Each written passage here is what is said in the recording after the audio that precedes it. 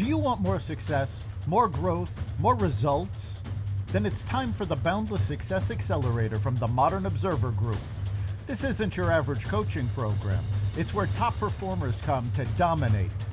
Weekly group sessions, on-demand coaching, a community that's got your back, and a power-packed library of tools to supercharge your business and career. No more excuses, no more waiting.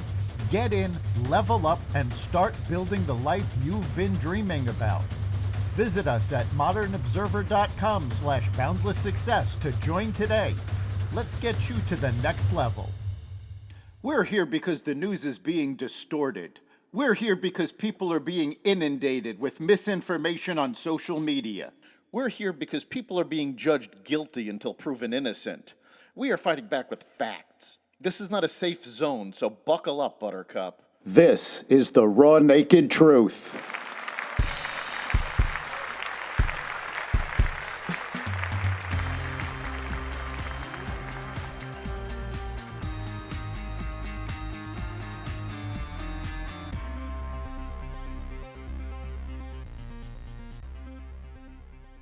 America turns the page as Trump gets to work immediately as he takes the presidency back. Welcome to the Raw Naked Truth. I'm your host, Eric Lopkin, and here's the news you need to know.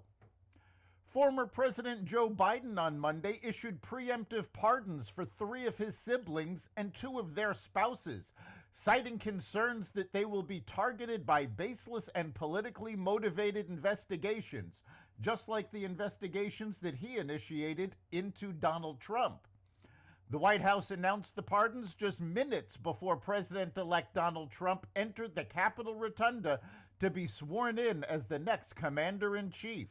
Earlier Monday, Biden preemptively pardoned a number of other figures, including Dr. Anthony Fauci, General Mark Milley, and members of Congress who investigated the January 6th Capitol riot on similar grounds. Biden's final batch of pardons included his brother James Biden, James's wife Sarah Jones Biden, his younger sister Valerie Biden Owens, Owens' husband John Owens, and his other brother Francis Biden. Despite Biden's protests to the contrary, the preemptive pardons indicate that Biden is shielding them from crimes they have committed.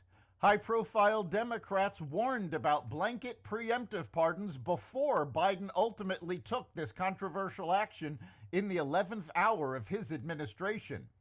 The precedent of giving blanket pardons, preemptive blanket pardons on the way out of an administration, I think is a precedent we don't want to set. Now, Senator Adam Schiff warned on ABC's This Week in December. President Donald Trump's second inaugural address was a policy-oriented message of hope and unity, experts said. Kevin Roberts, president of the Heritage Foundation, called Trump's address substantial when it came to outlining the president's agenda for the next 4 years.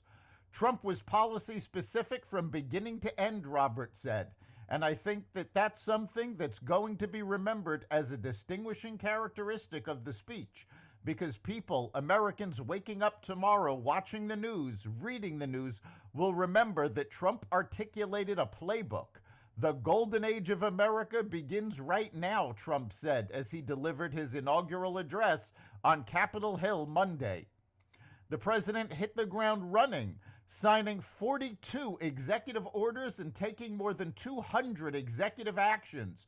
President Trump signed executive orders to overhaul border and energy policies and end diversity programs across the federal government, unwinding signature Biden administration policies on the first day of his second term.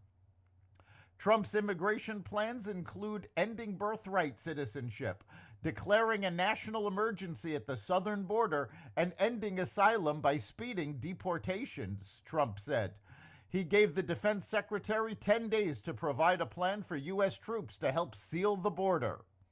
The president pulled the security clearances of more than 50 national security officials who said Hunter Biden's laptop had all the classic earmarks of a Russian information operation. A total of 51 former national security officials released a public letter in 2020 claiming that even though the laptop did not have any evidence of Russian involvement, it looked like a Russian information operation. The letter came after the New York Post reported they had emails showing Hunter Biden coordinated for Joe Biden to meet with a top executive at Ukrainian energy company Burisma months before pressuring Ukrainian officials to oust a prosecutor investigating the company. President Donald Trump also pardoned nearly all January 6 defendants on Monday night after promising at his inaugural parade to sign an executive order on the matter. Sitting at the Resolute desk in the Oval Office, Trump signed off on releasing more than 1,500 people charged with crimes stemming from the January 6, 2021 attack on the U.S. Capitol. The order requires the Federal Bureau of Prisons to act immediately on receipt of the pardons. Tonight, I'm going to be signing on the J6 hostages. Pardons to get them out, Trump said at the parade at Capital One Arena in Washington. I'm going to the Oval Office and will be signing pardons for a lot of people.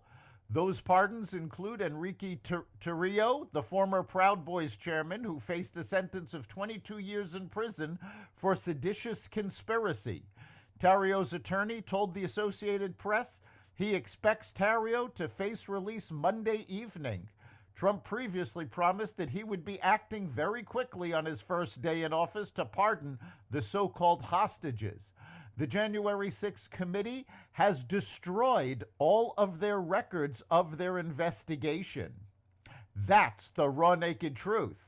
You can catch every episode of the Raw Naked Truth at xvadio.com, the Apple Podcasts app, YouTube, Rumble, Spotify, iHeartRadio, Audible, Amazon Music, and other platforms that respect freedom of speech. We'll see you next time.